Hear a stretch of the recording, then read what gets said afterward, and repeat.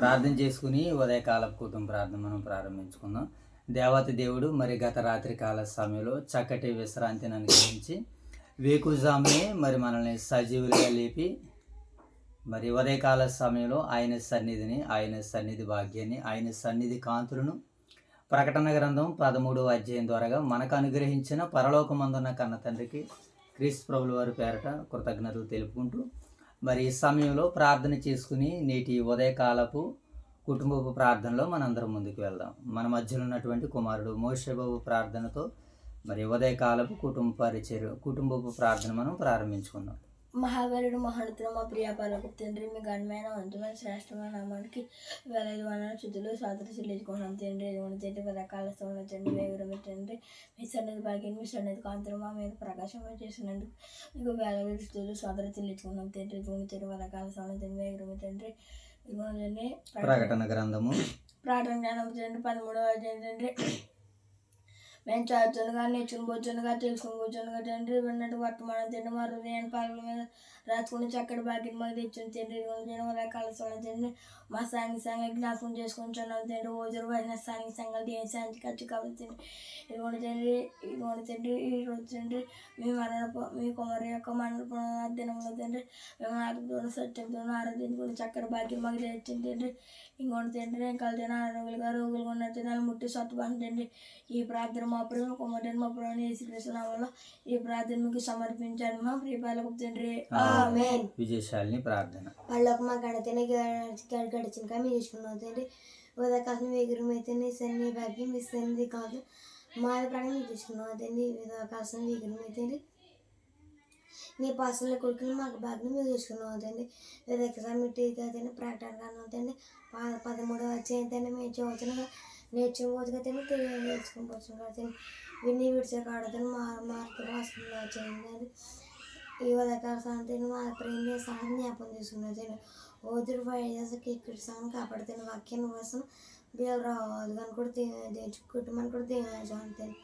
ఈరోజు ఓదురు వైఎస్ నగర్లో జరగబోతున్న ఆరాధన జ్ఞాపం చేసుకున్నదని మీకు భయంకరంగా మా అందరికీ దీవెనకరంగా ఆస్వాదకరంగా జరిగించమని వేడుకుని ఈ ప్రార్థనతో పొరపడకుండా వేడుకుంటే ఈ ప్రార్థన యేసుక్రీస్తును నమ్మబడుతుంది పడుతుంది. ఆమేన్. రైట్, మంచిదైనా మరి ఇంతవరకు చక్కనటువంటి ప్రార్థన చేసి దేవతి దేవుని నామాన్ని మహింపరిచిన ఈ ఇరువురిని దేవుడు తన కృపలో దయలో మిమ్మల్ని జ్ఞాపకం చేసుకున్నాను గాక. ఆమేన్. రైట్, మంచిదైనా మరి ఉదయకాల సమయంలో దేవుడు మరి మనల్ని ప్రేమించి ప్రకటన గ్రంథము 13వ అధ్యాయంలోనికి మనల్ని నడిపించారు ఆయన. గత కాలంలో ప్రకటన గ్రంథం నుంచి మనం వర్తమానాలని వింటున్నాం కదా, నేర్చుకుంటున్నాం కదా.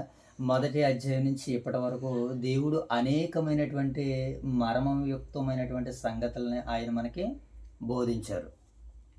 సో మనం ప్రకటన గ్రంథం ద్వారా విన్నటువంటి వర్తమానాలు ఏమిటి అని అంటే, యేసుక్రీస్తు ప్రభులు వారు ఎంత గొప్పవారో మనకి ఇక్కడ ఈ ప్రకటన గ్రంథంలో చూస్తున్నాం. ఆయన యొక్క గొప్పతనమే కాదు, ఆయన యొక్క స్వరూపము, ఆయన యొక్క సౌందర్యము, ఆయన యొక్క మహిమ, ఘనత, శక్తి, ప్రభావాలు ఇవన్నీ ఎంత బలంగా ఉన్నాయో ప్రకటన గ్రంథంలో మాత్రమే మనకు కనబడుతున్నాయి.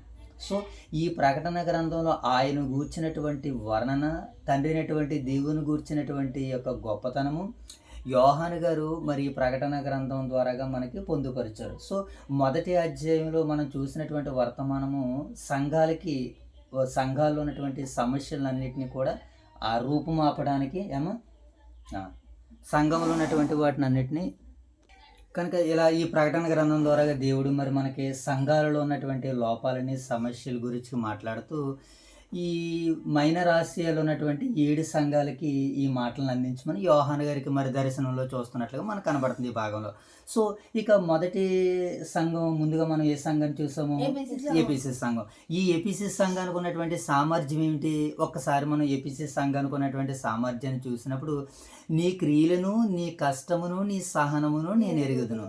నీవు దుష్టులను సహింపలేవనియో అపోస్తులు కాకే తమ అపోస్తులమని చెప్పుకుని వారిని పరీక్షించేంత సామర్థ్యం ఉన్నది. ఎవరికి?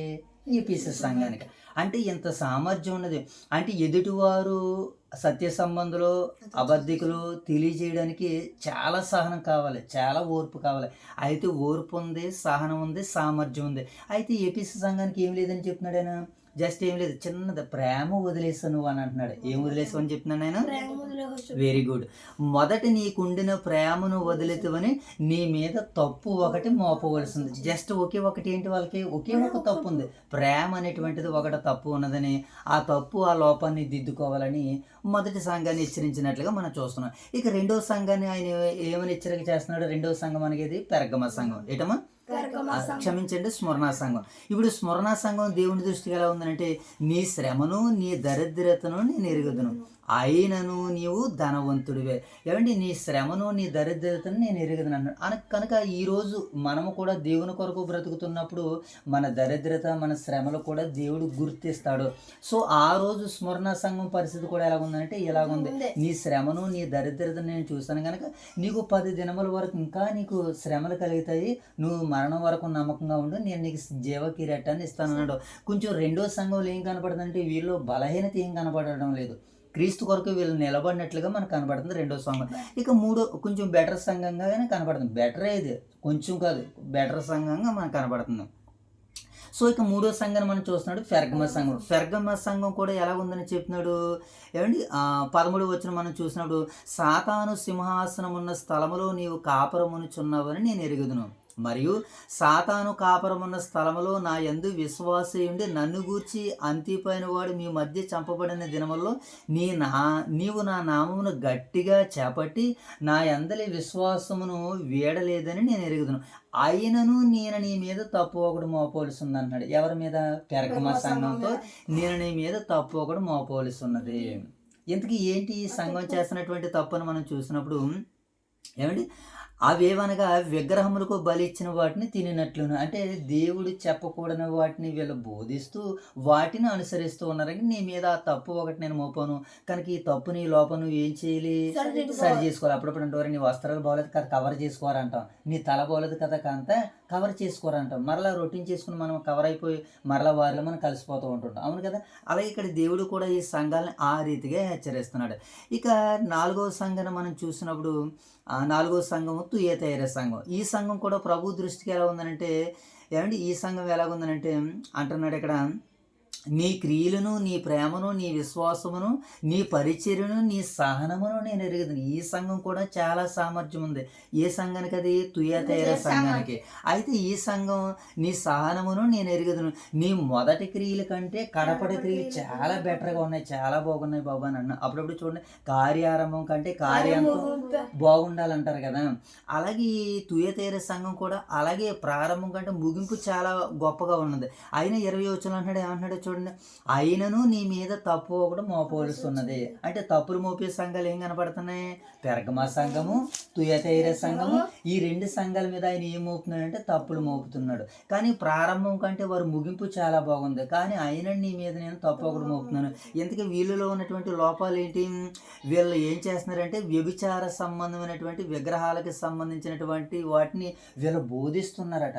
అలా బోధించే వారిని అందరూ నేను మంచం పట్టిస్తాను, వారికి మారు మనసు వచ్చేటట్టుగా నేను చేస్తాను కనుక నీ లోపాన్ని దిద్దుకొని మరలా వీళ్ళకి దేవుడు ఏమి ఇస్తున్నాడు? అవకాశం ఇస్తున్నాడని, పశ్చాత్తాపం ఇస్తున్నాడని 4వ సంఘం ద్వారాగా మనం విన్నాం. అండి ఇన్ని 4 సంఘాలు ఉన్నాయి కదా.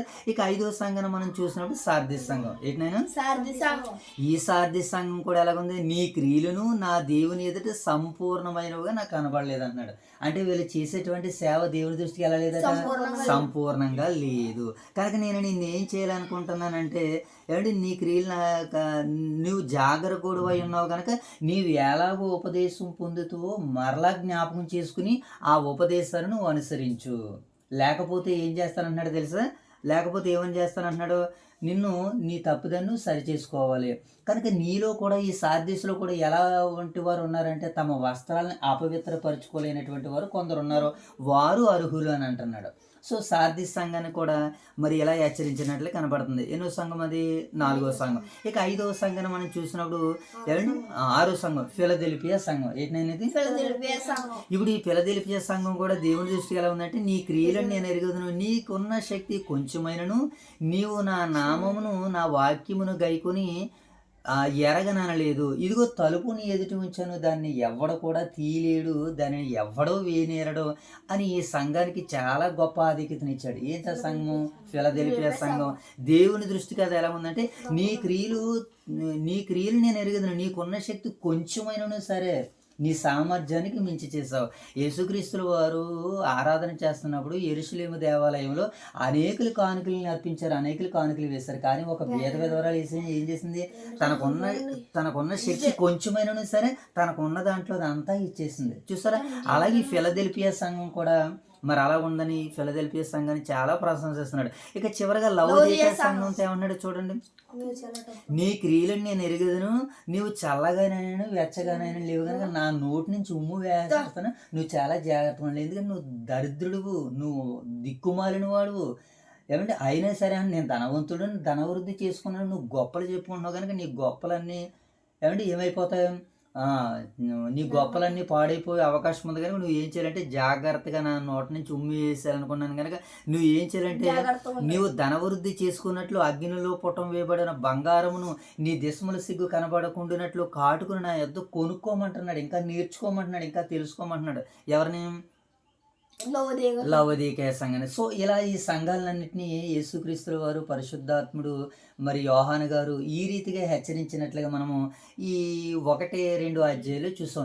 ఇక 1-2 అధ్యాయాల్లో యేసుక్రీస్తుల వారు మొదటి అధ్యాయం ఆయన చూసినప్పుడు ఆయన యొక్క సౌందర్యము వర్ణనాతీతంగా మనకు కనబడుతుంది. సో ఇలా మనం ఆలోచన చేసినప్పుడు ఏమండి మరి 7 సంఘాలకి సందేశాలను అందించినటువంటి సందర్భం మనకి 3వ అధ్యాయంతో ముగుస్తుంది. ఇక 4వ అధ్యాయంలో 24 సింహాసనాలు, ఏమండి 24 పెద్దలు, 24 కిరీటాలు, ఇవన్నీ వాళ్ళు తలలు వంచేసి ఆ సింహాసనం ఎదుట తండ్రి అయినటువంటి దేవుని ఎదుట వారు మరి తాము విధేయులుగా చూపించుకున్నట్లుగా మనం 4వ అధ్యాయం చూస్తున్నాం. ఇక 5వ అధ్యాయంలో ఒక వెలుపటను లోపటను వ్రాయబడినటువంటి గ్రంథాన్ని విప్పడానికి యోగ్యులు ఎవరో లేక యోహాను గారు ఏడుస్తుంటే ఆ పెద్దలలో ఒకడు ఏడవకుము, ఇదిగో యోధా గోత్రంలో నుంచి అధికారం పొందినటువంటి ఒక ఆయన ఉన్నాడు, ఆయన విప్పడానికి యోగ్యుడు అనగానే యోహాను ఎంతో సంతోషించినట్లుగా మనము 5వ అధ్యాయాన్ని చూస్తున్నాం. ఇక 6వ అధ్యాయం చూసినప్పుడు ఈ ప్రపంచం మీదకి రాబోతున్నటువంటి తెగుళ్ళు, ఉపద్రవాలు, మృత్యువు మానవుల్ని ఎలా వెంటాడుతుందో 4 గుర్రాలని ఉదహరించి మనము 6వ అధ్యాయం చూసాం. ఇక 7వ అధ్యాయం మనం చూసినప్పుడు 7వ అధ్యాయంలో మనకి ఏం కనబడుతుంది అని అంటే, ఏమండి క్రీస్తు కొరకు, దేవుని కొరకు ముద్ర వేయబడినటువంటి వారు, దేవుని నామము నిమిత్తము ఏమండి తమ వస్త్రాలని గొర్రెపిల్ల రక్తంలో ఉదుకున్నటువంటి వారు, మహాశ్రమలు అనుభవించినటువంటి వారు, ఒక మహాసమూహాన్ని యోహాను గారు మరి 7వ అధ్యాయంలో చూసినట్లుగా మనకు కనబడుతుంది. దేవుని యొక్క నొసటల యందు ముద్ర ఉన్నటువంటి వారు 1,44,000 మందిని మనము 7వ అధ్యాయంలో చూసాం. ఇక 8వ అధ్యాయంలో ఏమండి మరి యేసుక్రీస్తుల వారి యొక్క వర్ణనం గురించి తెలియజేస్తూ 7 బూరలు, ఆ 7 బూరల శబ్దాలు, వాటి వెనకాల జరగబోతున్నటువంటి విపత్తులను మనము 8వ అధ్యాయం చూసాం. అలాగే ఇక 9వ అధ్యాయము, 10వ అధ్యాయము, 11వ అధ్యాయము, 12వ అధ్యాయం దాకా మనం వచ్చేసరికి ఎన్నో విలువైనటువంటి సందర్భాలని మరి వర్తమానాన్ని మన సందేశ రూపంలో ఉన్నాయి. నిన్న కాల సమయంలో 12వ అధ్యాయంలో విన్నటువంటి వర్తమానాన్ని మనం జ్ఞాపకం చేసుకుంటున్నప్పుడు ఏమండి ప్రసవించినటువంటి స్త్రీని మృంగివేయడానికి దుష్టుడు ఏం చేశాడు? ఆ స్త్రీ దగ్గరికి రావడము, ఆ స్త్రీ మరలా తప్పించుకుని అరణ్యంలోకి వెళ్ళిపోవడం, అక్కడ దేవుడు తనని కాపాడము. ఏమండి ఆ స్త్రీ అనగానే దేవుని ప్రజలని, ఆ స్త్రీ అనగానే దేవుని యొక్క స్వాస్యమని, ఏమండి ఆ స్త్రీ అనగానే సంఘము అని మనం చూస్తాం. ఆ కుమారుడు ఎవరో కాదు, ప్రభు అయిన యేసుక్రీస్తుల వారని. ఆ ఘట సర్పం ఏమండి మిఖాయేలుతో యుద్ధం చేసిందని, వారికి పరలోకంలో చోటు లేకపోతే ఈ భూమి మీదకి వచ్చారని, దేవుని పిల్లలందరి మీద వాడి నేరాన్ని మోపుతున్నాడని నేడు కాల సమయంలో 12వ అధ్యాయం ద్వారాగా మనం విన్నటువంటి వర్తమానం. సో ఇక ఈరోజు 13వ అధ్యాయంలో మనకి 2 మహాఘట సర్పాలు కనబడతాయి. ఇప్పుడు 13వ అధ్యాయం. సో మొదటి 13వ అధ్యాయంలో ఏమంటే సముద్రంలోంచి ఒక ఘట సర్పం బయటకు వచ్చినట్లే కనబడుతుంది. రెండవదేమో భూమిలో నుంచి బయటకు వచ్చినటువంటి ఘట సర్పం మరొకటి మనకి కనబడుతుంది. ఆ ఘట సర్పానికి అందరూ మొక్కాలని, దాన్ని ఆరాధించాలని, దాన్ని సేవించాలని రెండవ ఘట సర్పం మొదటి ఘట సర్పాన్ని ప్రోత్సహిస్తున్నట్లుగా దానికి ఆరాధన చేయాలని మనుషులను ప్రేరేపిస్తుంది అనమాట. ఆ ప్రేరేపణలకు మనుషులు ఎలా లొంగిపోయారో, ఆ ప్రేరేపణలో కూడా మరి లొంగనటువంటి వారు ఎవరో ఇప్పుడు ఈ 13వ అధ్యాయం నుంచి మనము వర్తమానాన్ని, సందేశాన్ని, పాఠ్యాంశాన్ని మనము నేర్చుకునేటువంటి ప్రయత్నాలు చేద్దాం. ఓకేనా శుభం. ముందుగా ఈ 13వ అధ్యాయ నేపథ్యాన్ని చూసుకుంటూ నేటి ఉదయకాలపు కుటుంబ ప్రార్థన మనందరం ముందుకు వెళ్ళిపోదాం. ఓకేనా నేను ఈ అధ్యాయంలో సాతాను తన అధికారాన్ని ఈ 2 క్రూర మృగాల ద్వారా ఈ ప్రపంచంపై ఎలా ప్రయోగిస్తాడో ఈ అధ్యాయంలో వివరించబడింది. ఓకేనా? ఈ అధ్యాయం అంత్యకాలంలో దేవుని ప్రజలు ఎదుర్కొనేటువంటి మోసాలు, హింసలు, విశ్వాస పరీక్షలను ఈ అధ్యాయం సెలవిస్తుంది. ఓకేనా మోషబాబు?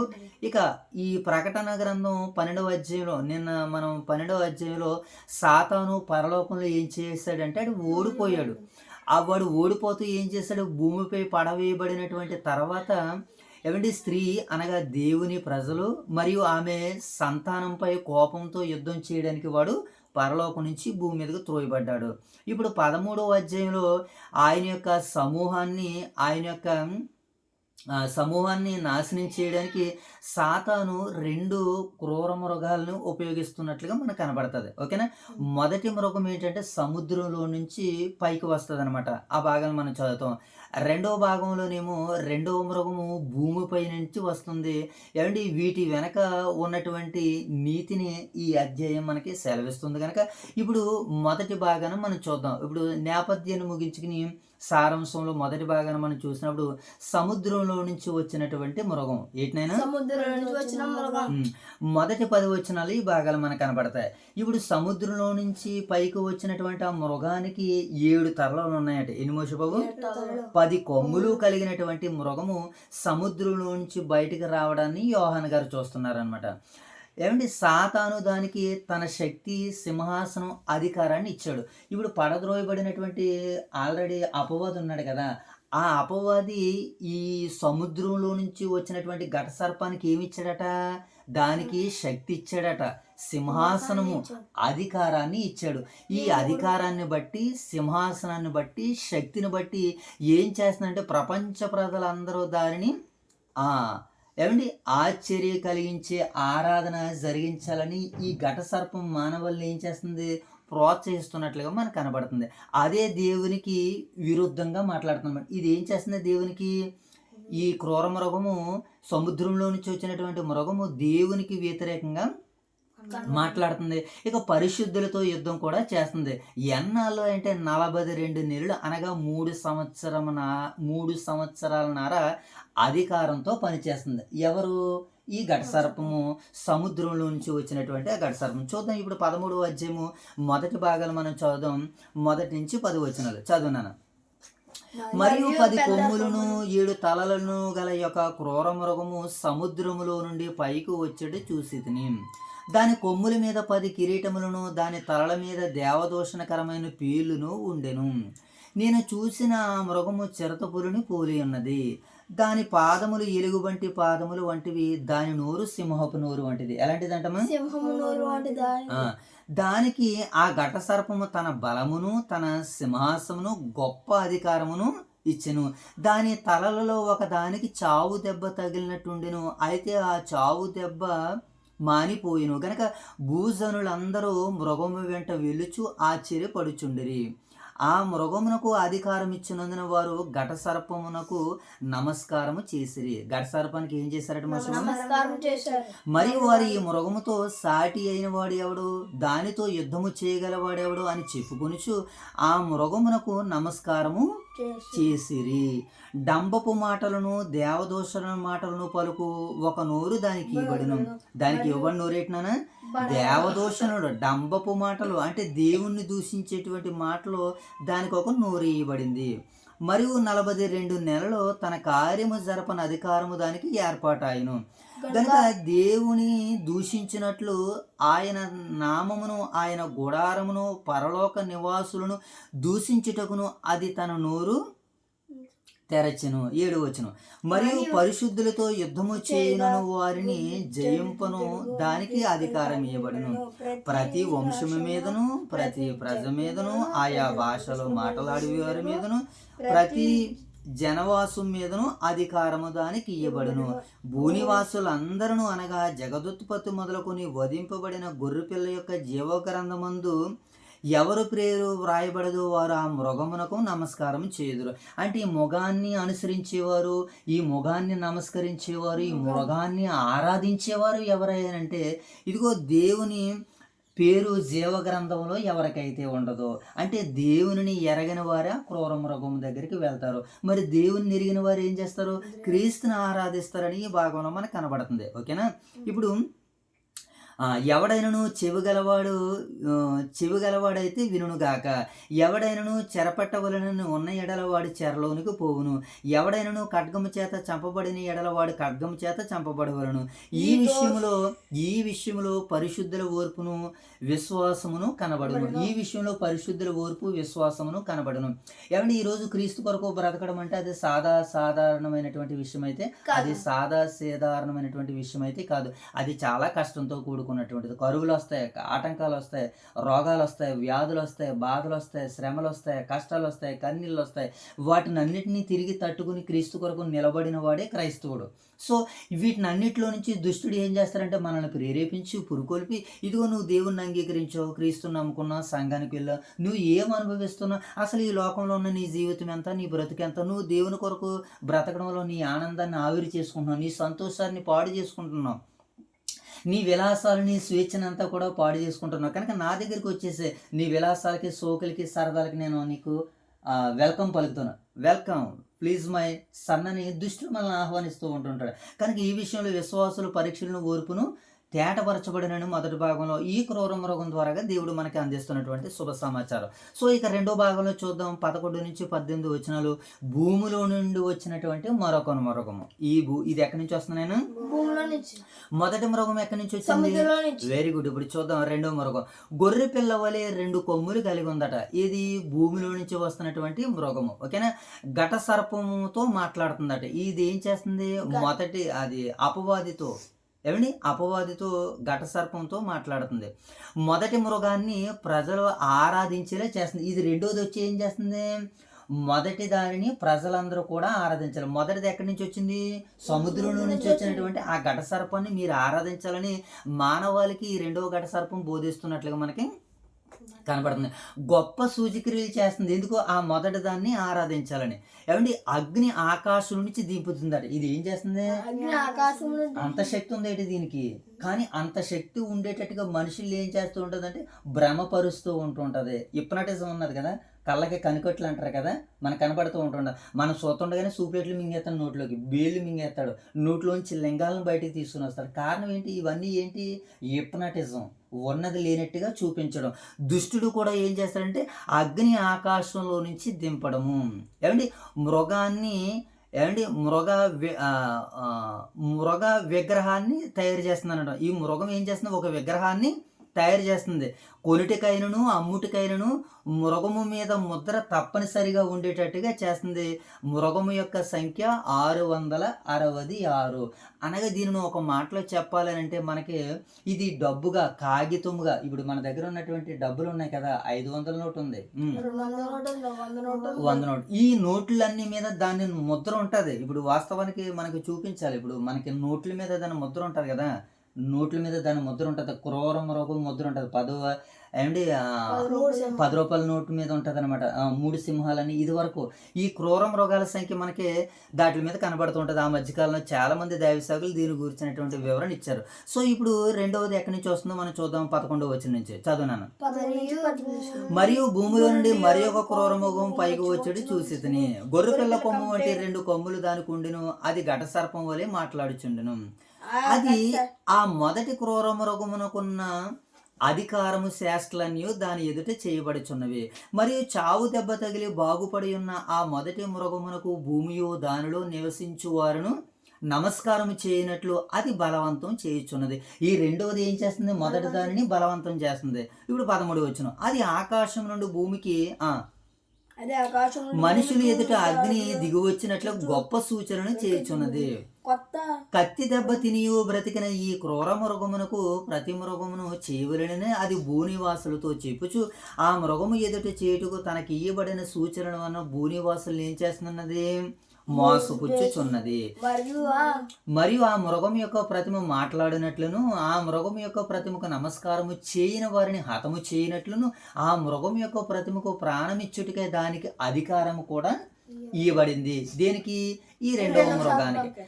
కాగా కొద్దివారు కానీ గొప్పవారు కానీ, ధనికులు కానీ దరిద్రులు కానీ, స్వతంత్రులు కానీ దాసులు కానీ అందరూ తమ కుడి చేతి మీదనైనను తమ నొసల యందైనను ముద్ర వేయించుకున్నట్లు ఆ ముద్ర అనగా ఆ మృగము పేరైనను దాని పేరిట సంఖ్య అయినను గలవాడు తప్పక క్రయ విక్రమలు చేయుటకు మరి ఎవరికిని అధికారము లేకుండానట్లు అది వారిని బలవంతము చేయుచున్నది. బుద్ధి గలవాడు మృగం యొక్క సంఖ్యను లెక్కింపనము, అది ఒక మనుషుని సంఖ్య, ఆ సంఖ్య 666. ఇందులో జ్ఞానము కలదు. ఎందులో జ్ఞానము కలదు? ఈ 666లో జ్ఞానము కలదు. ఈ 666 గురించి దీని వెనకాల ఉన్నటువంటి సందర్భాన్ని మనం రాగడ దినాల్లో తెలుసుకునేటువంటి ప్రయత్నాలు చేద్దాం మన సేవకుల ద్వారా. సో ఈ సారాంశంలో మొదటి 2 భాగాలు మనకి ఏం కనబడుతుంది? భూమిలో నుంచి వచ్చిన మృగం కనబడుతుంది. రెండవది మొదటిదేమో సముద్రంలో నుంచి వచ్చినటువంటి మహాఘట సర్పం కనబడుతుంది. ఆ ఘట సర్పానికి అధికారం శక్తులు ఇవ్వబడ్డాయి. ఆ అధికారం శక్తులు అందరూ కూడా మానవాళులు దాన్ని ఆరాధించాలని రెండవ ఘట సర్పం మొదటి దాన్ని ప్రోత్సహిస్తున్నట్లుగా మనం ఇంతవరకు ఈ ప్రకటన గ్రంథం 13వ అధ్యాయ ఆ సారాంశాన్ని మనం చూసాం. సో దీన్ని సారాంశాన్ని క్లోజ్ చేసుకుని కూడా వివరాల్లోనికి వెళ్ళి మనం ఆలోచన చేయగలిగినట్లయితే, సముద్రంలో నుండి వచ్చినటువంటి మృగము, సముద్రంలో నుంచి వచ్చినటువంటి మృగం. ఇప్పుడు సముద్రం అనగానే దేనికి సూచన అంటే లోకానికి. వెరీ గుడ్, లోకానికి సూచన. సముద్రము అనేక జనములను రాజ్యాలని సూచిస్తుంది అనమాట. సముద్రం దేన్ని సూచిస్తుంది ఆయన? ఇప్పుడు రాజ్యాలైనా ఆ జనాలైనా ప్రజలైనా వీళ్ళందరూ బ్రతకాలంటే ఇప్పుడు ఏముండాలి?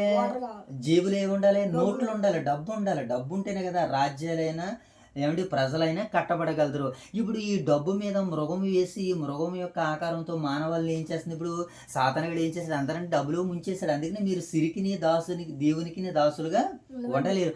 ఉంటే మీరు సిరికైన దాసులుగా ఉండాలి, మీరు రెండాట్లకి దాసులుగా ఉండలేరని యేసుక్రీస్తు వారు ఎప్పుడో చెప్పారు. నీ భూమి మీద ధనము కూర్చుకొని పోతే అది చిమ్మట తుప్పు పడేస్తుంది, పరలోకమంది ధనం కూర్చుకున్నాడు. సరే, ఇక ఈ మృగము రాజకీయ అధికారానికి దేవునికి వ్యతిరేకమైన ప్రపంచ వ్యవస్థను సాతాను ఆధీనంలో ఉన్న రాజ్యాలను ఈ మొదటి ఘట సర్పం మనకి తెలియజేస్తుంది. ఒకటవది. ఇక రెండవది ఏంటంటే భూమిలో నుండి వచ్చినటువంటి మృగము. ఇది బయటకు వినయంగా కనిపిస్తుంది, గొర్రెపిల్లలా కనిపిస్తుంది, కానీ మాటలు మాత్రము సాతానువి. అంటే నిజమైన క్రీస్తు వలన కాకుండా అబద్ధపు నాయకులు. ఒక మాటలో చెప్పాలంటే అబద్ధ ప్రవక్తలు మీలో నుంచి బయలువెళ్తారన్నారు కదా పేతురు గారు, అలాగే పౌలు గారు, అలాగే అపోస్తులు అందరూ కూడా మాట్లాడారు కదా. అలాంటిది ఈ రెండవ మృగము భూమిలో నుంచి వచ్చిందని మనకి ఈ భాగాలు వివరాల్లో 2 భాగాలు మనకు సెలవిస్తున్నారు. సో ఇక 3వ భాగాన్ని చూద్దాం వివరాల్లో. మృగము ముద్ర. ఏంటైనా మృగముద్ర అనేది మృగానికి చెందిన అధికారాన్ని అంగీకరించడానికి గుర్తుగా మనకు కనబడుతుంది. ఇక చేతి, నుదురు అనేటువంటి మాటలు మనం చూసినప్పుడు కేవలం శరీర భాగాలు మాత్రమే కాదు, కానీ నుదురు అంటే ఆలోచనలు, నుదురు అంటే ఏంటంటే ఆ చేయి అంటే క్రియలు అనమాట. ఓకేనా? అంటే మనసుతోనూ కార్యాలతోనూ మృగాన్ని అనుసరించాలని అది ప్రేరేపిస్తుందని ఈ అధ్యాయం మనకి వివరణిస్తుంది అనమాట. ఇక 666 అనేటువంటి సంఖ్య దేనికి? ఇది అనేక అభిప్రాయాలు ఉన్నాయి. ఈ 666 అనే సంఖ్యకి ఏమున్నాయని విభిన్న అభిప్రాయాలు ఉన్నాయి. కానీ బైబిల్ స్పష్టంగా చెప్పేది ఏంటంటే ఇది మృగానికి సంబంధించినటువంటి సంఖ్య. కొంతమంది దీని గురించి డిబేట్స్ కూడా పెట్టుకున్నారు. 666 అనేటువంటిది సాతానికి సంబంధించినదని. లేదు, కొంతమంది దైవానుసారులు ఏం చేశారంటే ఇది దేవునికి సంబంధించినదని మరికొందరు తెలియజేశారు. సరే, మొత్తానికి ఏదైనా దేవుని వాక్యం మన వెనుకడిలో ఫలించాలి కనుక బైబిల్ స్పష్టంగా చెప్పేది ఏంటంటే ఇది మృగానికి సంబంధించినటువంటి సంఖ్య, ఇది దేవునికి వ్యతిరేకమైనటువంటి సంఖ్య. మానవ వ్యవస్థ యొక్క అసంపూర్ణతను సూచిస్తుంది. ఏంటిది? ఈ 666. కానీ మన వాళ్ళు ఏం చేశారంటే చాలామంది ప్రబుద్ధులు, చాలామంది దైవ సేవకులు 666 అనేటువంటిది దేవుడు, యేసుక్రీస్తుల వారు, పరిశుద్ధాత్ముడు అన్నట్లే కొన్ని భాగాలు, కొంతమంది అవగాహన. సో ఇది ఏదేమైనప్పటికీ మనం ఏమైనా తెలియజేస్తుందంటే 6 అనేటువంటిది అసంపూర్ణమని బైబిల్ని బట్టి మనం మాట్లాడొచ్చు అని కొంతమంది అభిప్రాయం. 7 అనగానే సంపూర్ణం, అది పరిపూర్ణానికి గుర్తు. ఎలా గుర్తు అంటే దేవుడు 6 దినాలు సృష్టిని అంతటిని చేసిన తర్వాత చేస్తాడు కనుక 7 అనేటువంటిది బైబిల్ ఏం చేస్తుందంటే సంపూర్ణమని సూచించింది కనుక 6 అసంపూర్ణం కనుక 6 మృగానికి సంబంధించినటువంటి సంఖ్యని కొంతమంది అభిప్రాయపడ్డారు. అయితే కొంతమంది ఏమని చెప్పారంటే ఇది దైవ సంఖ్య, ఇది దేవుని సంఖ్య, ఇది దేవుని ముద్ర, సో ఇది దేవుడు అని కొంతమంది అభిప్రాయం. ఎవరిది ఏదైనప్పటికీ వాక్యాన్ని మనం తీసుకుంటున్నప్పుడు 7 సంపూర్ణ సంఖ్య అయితే 6 అసంపూర్ణ సంఖ్యను చూసేస్తుంది. ఏమంటే ఇంకా 3 6లకి సంపూర్ణతకు తిరుగుబాటును చూసేస్తుంది. 3 6లు ఏం చేస్తుంది? సంపూర్ణతకు మరి వ్యతిరేకతను చూపిస్తున్నట్లే కనపడుతుంది. చాలామంది వ్యాఖ్యానంలో చాలా రకాల అభిప్రాయాలు కలిగి ఉన్నారు. సో మొత్తానికి ఈ వివరణ మనకి ఏమి ఇస్తుంది అంటే 7 అనేటువంటిది సంపూర్ణ చూసేస్తుంది. ఇది ఈ అధ్యాయం మనకి ఇస్తున్నటువంటి వివరణ. ఇక సో ఫైనల్గా మనం ఆలోచన చేస్తున్నప్పుడు ఈ అధ్యాయం యొక్క ముఖ్య సందేశాన్ని మనం చూద్దాం. ఏంటి మోషే బాబు? సాతాను ఎవరంటే మోసగాడు. బలముతో మాత్రమే కాదు మోసంతో కూడా ప్రపంచాన్ని తన వైపు త్రిప్పుకోగలడు. బలంతోనే కాదు మోసం చేస్తాడు, మోసంతో ఈ ప్రపంచాన్ని తన వైపు తిప్పుకుంటాడు. అద్భుతాలు మాత్రమే సత్యానికి ప్రామాణికం కావు. ఏమంటే అద్భుతాలు జరుగుతున్నాయండి, ఆశ్చర్యకార్యాలు జరుగుతున్నాయండి, ఇది సత్యం అని చెప్పడానికి ఇది కొలత సత్యానికి ప్రామాణికాలు అవి కావు. మరి ఏంటి సత్యానికి ప్రామాణికాలు అని అంటే ఏమండి సత్యం కొరకు నిలబడడం, సత్యం కొరకు నీతి కొరకు నిలబడి మనము గొంతెత్తి గలమెత్తి మాట్లాడి చెప్పాలి. కార్యాలు చూపించడము చేయడము కాదు.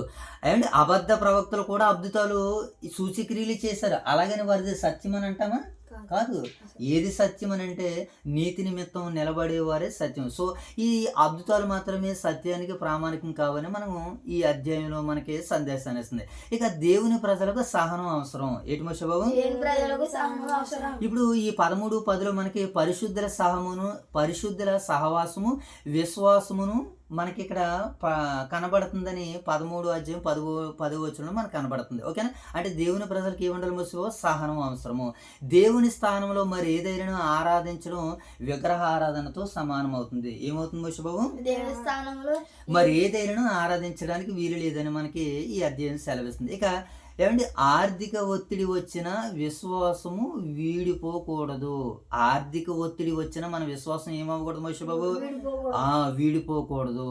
ఏమండి కొనుటకైనను అమ్ముటికైనను నిషేధం వచ్చినా సరే దేవుని నమ్మేవారు మాత్రము సిద్ధంగా ఉండాలని ఈ ప్రకటన 13వ అధ్యాయం మనకి సెలవిస్తుంది. కనుక మరి ఈ అధ్యాయం ద్వారాగా మనం వింటున్నటువంటి వర్తమానాలను మనం పరీక్షించుకుంటున్నప్పుడు చాలా ఆత్మీయమైనటువంటి విషయాలు మనకి కనబడుతున్నాయి. ఓకేనా మోషే బాబు?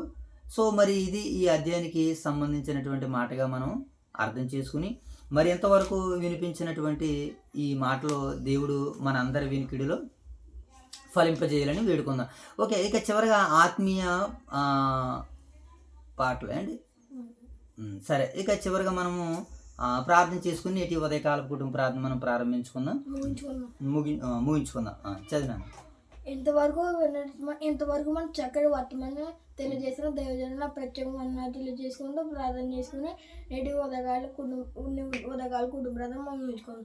ప్రార్థన. మహాగరుడు మహోన్నతుడు మా ప్రియ బాలగొప్ప తండ్రి, మీ గణ్యమైన ఉన్నతమైన శ్రేష్టమైన నామానికి వేలాది వందనాలు విధులు సోదరు తెలియచుకుంటున్నాను తండ్రి. ఇదిగొని తండ్రి ఉదయకాల సమయంలో తండ్రి వేగున తండ్రి మీ సన్నిధి భాగ్యాన్ని మీ సన్నిధి కాంతులు మా మీద ప్రకాశం చేసినందుకు మీకు వేలాది శుద్ధులు సోదరు తెలియచుకుంటున్నాం తండ్రి. ఇదిగొని తండ్రి ఇంకా రోగులు కొన అది ముట్టి స్వచ్ఛపడింది. ఇదిగొని తండ్రి ఉదయకాల సమయంలో తిని మా స్థానిక సంఘాలు జ్ఞాపకం చేసుకుంటున్నాం తండ్రి. ఓదురు పట్టిన స్థానిక సంఘాలు సాయంత్రం కాచకాలం వాక్యాన్ని పోసిన బియ్యాల రకాలు సాయంత్రం కాచకాందాలు కుటుంబాన్ని కూడా సాయంత్రం కాచగా ఉంటుంది. మీ కుమారు యొక్క మనప్పుడు అధ్యయనంలో ఆత్మతో సత్యంతో ఆరాధించుకుని చక్కటి వాక్యం మాకు తెచ్చుంటుంది. ఇంకా రోగులుగా ఉన్నది ముట్టి సొట్టుపడుతుంది. ఏ ప్రార్థన మాప్పుడు మా కుమారు మా ప్రాణం వేసుకృష్ణ ఈ ప్రార్థన మీకు సమర్పించాను పెట్టి మా ప్రియపాలకు తండ్రి. మన మధ్యలో దేవశాఖలు కూడా ప్రార్థన చేస్తారు. వారి ప్రార్థనతో నేటి ఉదయకాల కూడి మనం ముగించుకున్నాం. దయచేసి ప్రార్థన. మహాగణుడ మహోన్నతుడ మీకు వందనాలు. ఈ సమయంలో గత కాలమంతా మీరు మమ్మల్ని కాచి కాపాడి మరొక నూతన వారాన్ని పునరుత్థాన దినాన్ని మీరు మా జీవితంలో అనుగ్రహించారు. అందును బట్టి మీ కృతజ్ఞతలు. ఈ సమయంలో నాయన మీ మనసును తెలుసుకోవడానికి, మీ ఉద్దేశాలు నెరవేర్చడానికి, మీ జీవం గల మందిరాన్ని దర్శించడానికి మమ్మల్ని మీరు సిద్ధపరుస్తున్నందుకే కృతజ్ఞతలు ప్రభావ.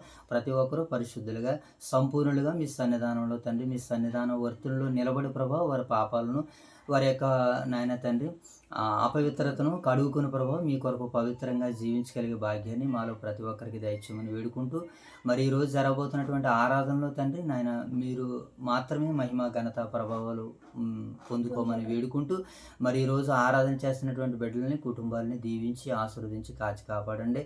అలాగే సంఘాల్లో వర్తమానాలు అందిస్తున్న దైవ సేవకులు వారిని వారి కుటుంబాలను దీవించమని ఆశీర్వదించమని మా ప్రభువైన యేసుక్రీస్తు వారి నామం పేరటి ప్రార్థనకు సమర్పిస్తున్నాం తండ్రి. ఆమేన్. ఆమేన్. అందరికీ వందనాలు. God bless you.